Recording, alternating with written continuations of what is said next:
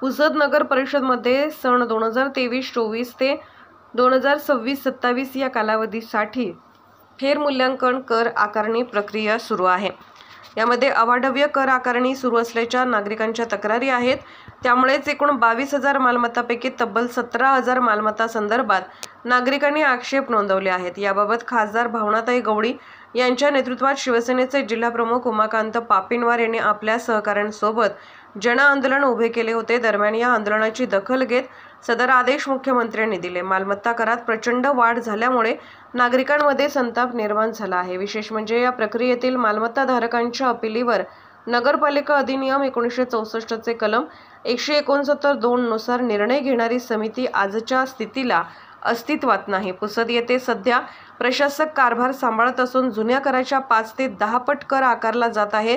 त्यामुळे खासदार भावनाताई गवळी यांनी मुख्यमंत्री एकनाथ शिंदे यांना पत्र देऊन पुसद नगर परिषदमध्ये फेरमूल्यांकन प्रक्रियेला स्थगिती देण्याची मागणी केली होती।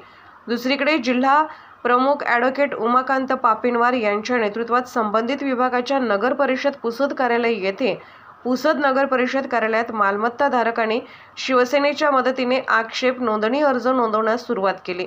यामध्ये शहरातील समस्त मालमत्ताधारकांनी मोठ्या प्रमाणात 16,670 आक्षेप अर्ज दाखल केले। यामध्ये शिवसेनेच्या या आंदोलनाला अखेर यश प्राप्त झाले।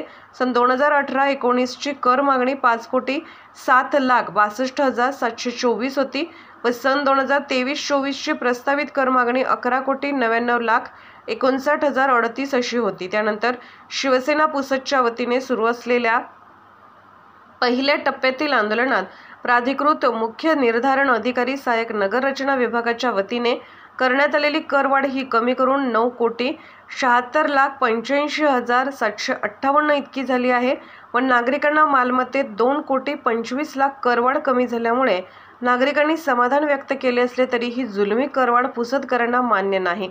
त्यामुळे शिवसेनेच्या वतीने ही लढाई सुरूच ठेवणार असल्याचे उमाकांत पापिनवार यांनी स्पष्ट केले।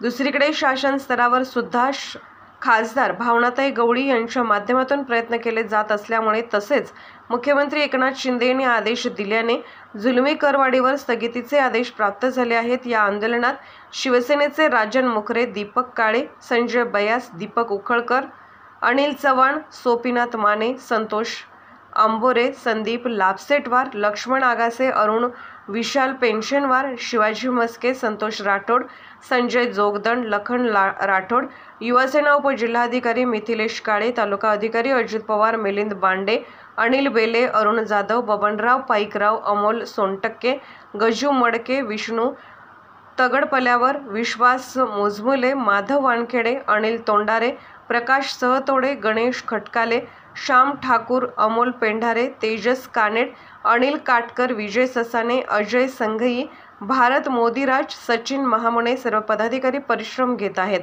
नगर परिषदेने केलेली करवाढ ही जुलमी स्वरूपाची असून ती आम्हाला मान्य नाही। या विरोधात आम्ही सुरू केलेली लढाई अजून संपलेली नाही।